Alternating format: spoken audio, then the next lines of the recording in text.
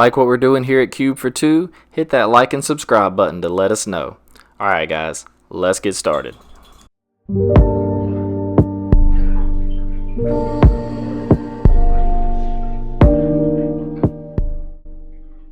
What's good, Cubers? It's your boy Matt, and today we're here with draft tips for beginners. I don't know if you follow me on Twitter, but you should, at Cubefortwo, just saying, plug.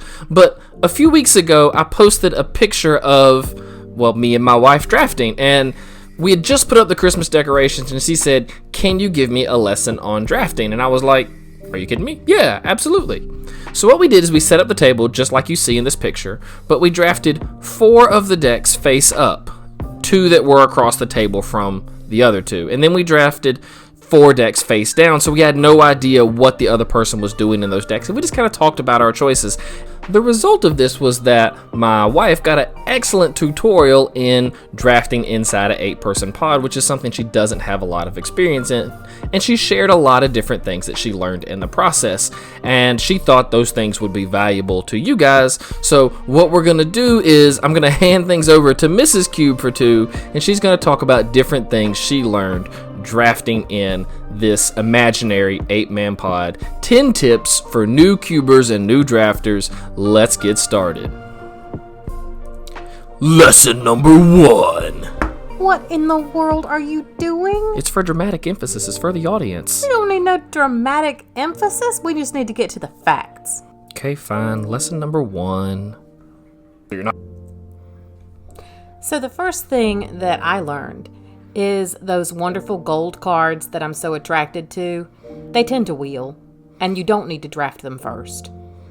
Yeah, that Is It Charm up at the top might look super tempting for those of you who want to be in the Spell Slingers deck, but there's no need to take it first. In fact, I'm not interested in that card. I'm way more interested in Talisman of Creativity, because it can be just a generic mana rock, or it sets me up if the Is It Charm wheels around the table. So we're not interested in gold cards at the beginning of the pack. We're way more interested in cards that give us options and help keep us open. So none of that gold card drafting pack 1, pick 1. Instead, just let those cards wheel around the table and they'll come back to you. It won't be a problem.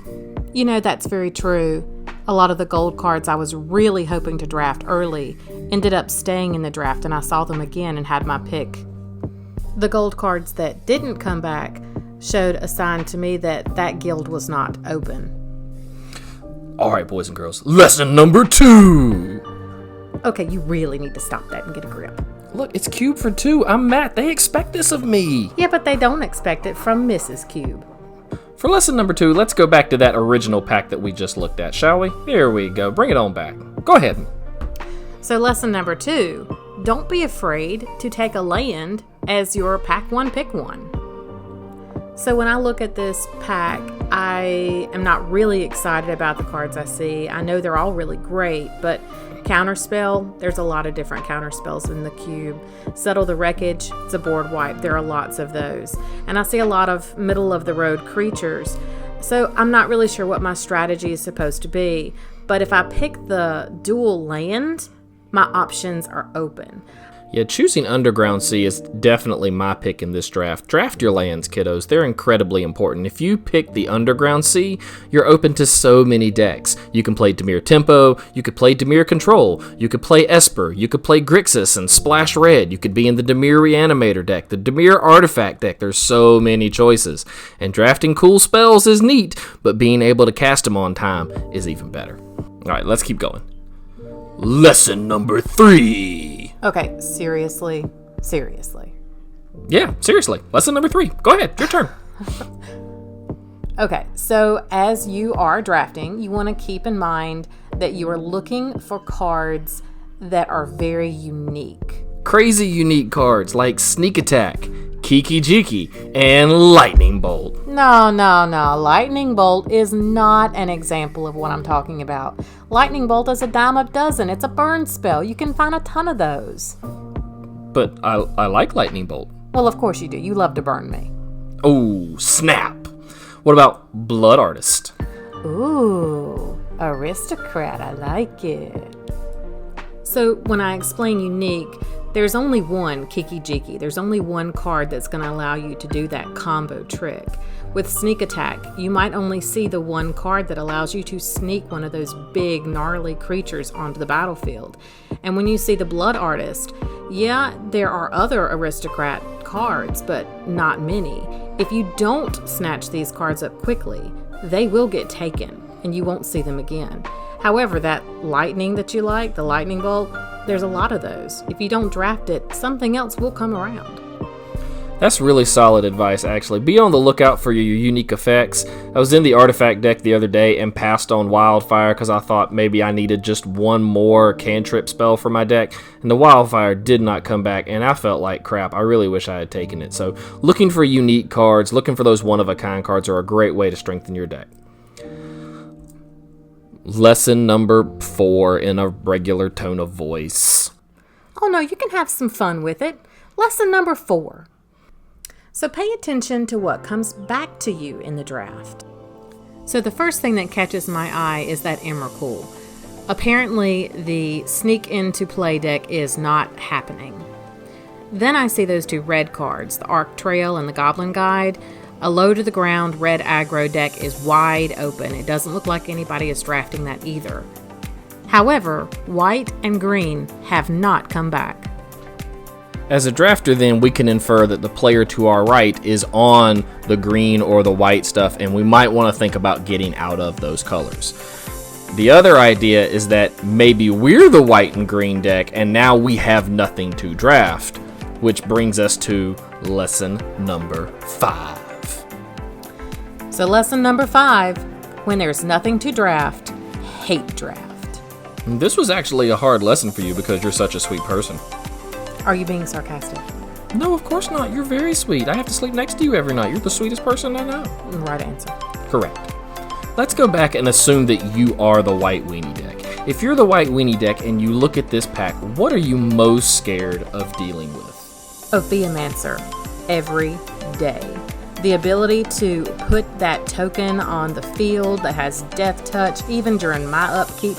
No. Ophiamancer has to go. Yeah, if you're in the white weenie deck, you don't want to deal with a 1/1 snake token with Death Touch every single turn, picking off a guy that replaces itself. So if there is nothing in the pack for you to draft, 1, maybe think about changing colors, but 2, don't be scared to hate draft away things you don't want to deal with. Alright, that was a strong lesson. Hate draft. Hate on your friends. It's a good lesson. Sort of. It's sort of a good lesson. Moving on. Lesson number 6. Sure. Lesson number 6. If you're in a control deck, draft the board wipes. So board wipes are at a premium. You want to draft them when you see them. But also it's extremely important when you're playing control to be able to wipe the board on turn 4. Yeah, as the resident aggro player, I can promise you that if you don't wipe the board on turn 4, I'm going to murder you on turn 5 or 6. So being able to 3-for-1 your opponent, cast 1 spell, eat 3 of their creatures is vitally important to the control deck. And when you're in the control deck, other control players are going to draft your board wipes if you don't take them. That's true. You're going to see plenty of spot removal and cantrips as you're drafting. But these board wipes, there's only a handful of them in the queue. True words of wisdom. All right, let's keep this thing moving. Lesson number 7. Matthew! Seriously, man. Okay, lesson 7 was all about asymmetry. Some cards have asymmetrical effects if you are drafting them correctly. Take balance, for example. Oh my god, I love balance. Okay, I'm taking over. This is mine. Get out of the way. Move away from the mic. So, balance says it destroys lands, creatures, and cards in hand.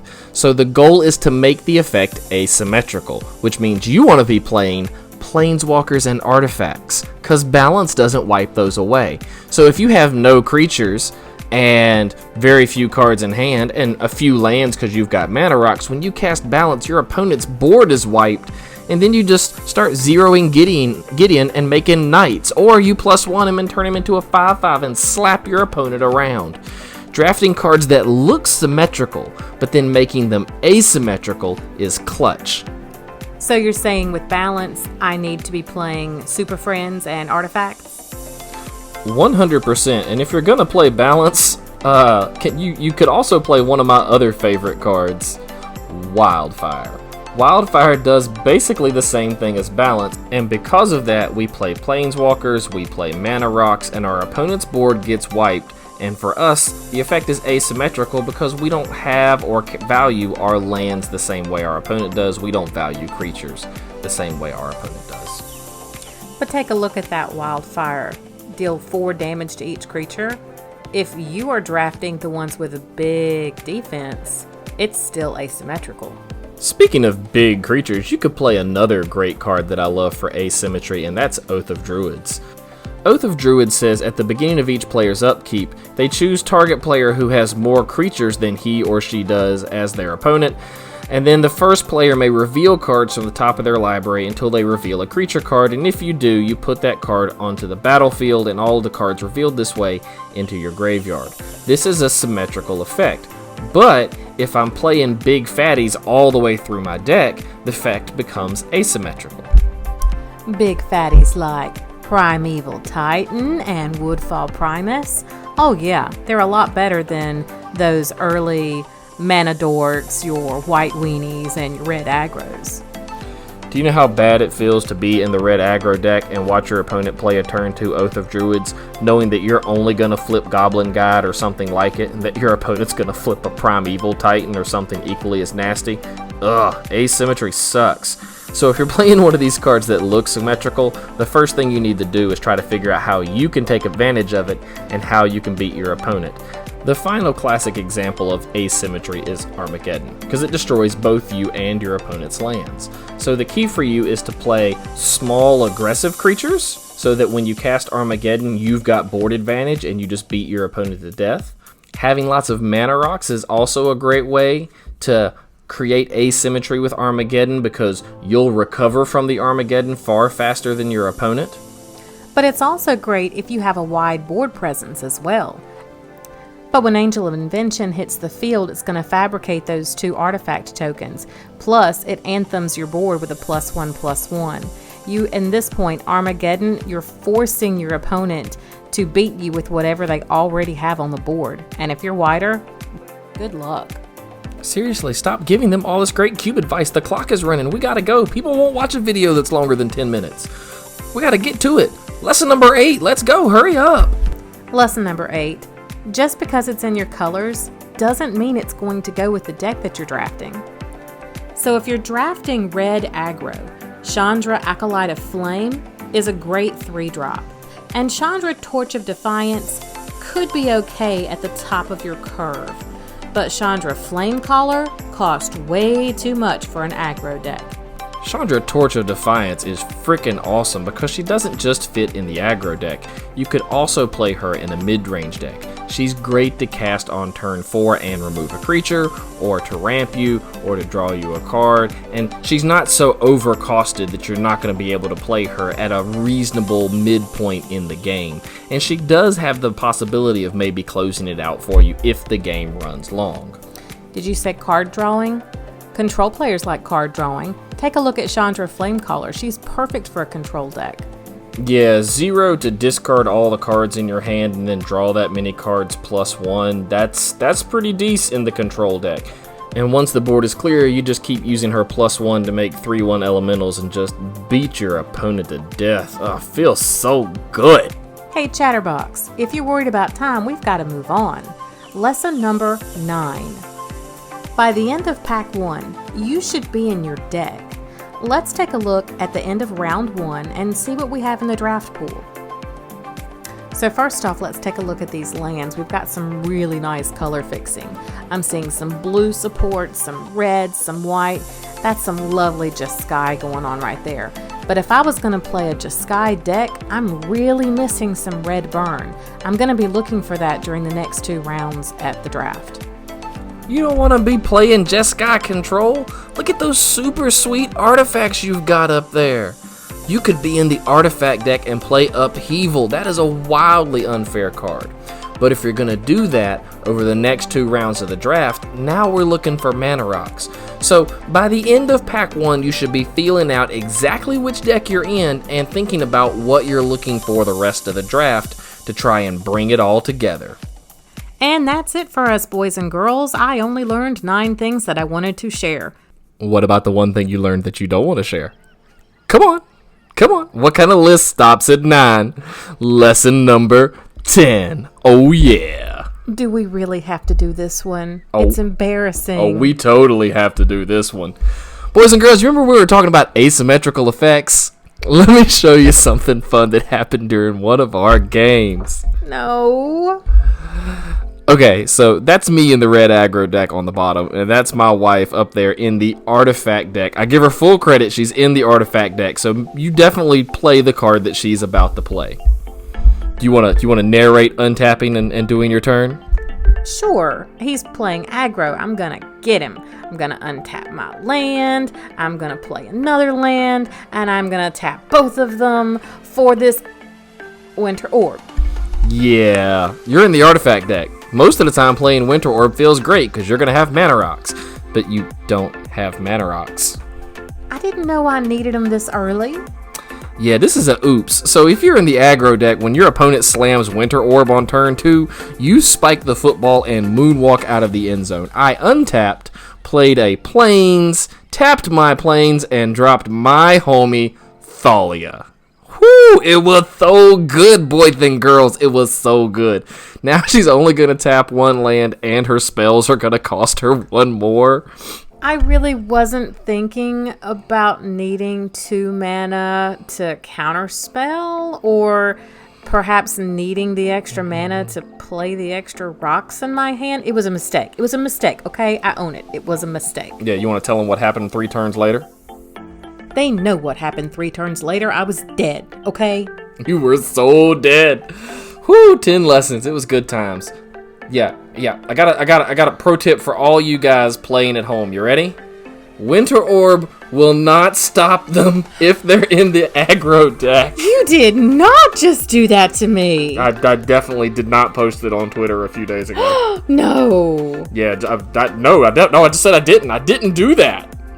Speaking of Twitter, you should be following us on the Twitter at Cubefortwo. We did post the best deck out of that draft pod. It was this ridiculous Kiki Twin deck. It was so damn good. It murdered everything and everyone. It did all the things. The deck was sick. I want to also take this opportunity to thank Mrs. Cubefortwo in the hopes that maybe I don't have to sleep on the couch later this evening. Thank you for coming on the show and sharing wonderful draft tips with wonderful cubers. I hope they learned from this as much as I did. It was a lot of fun. Be sure to leave comments down below if there's content you want us to cover or if you like this style of video. Like, subscribe, do all the things, and as always, until next time, shuffle up and keep cubing, my friends.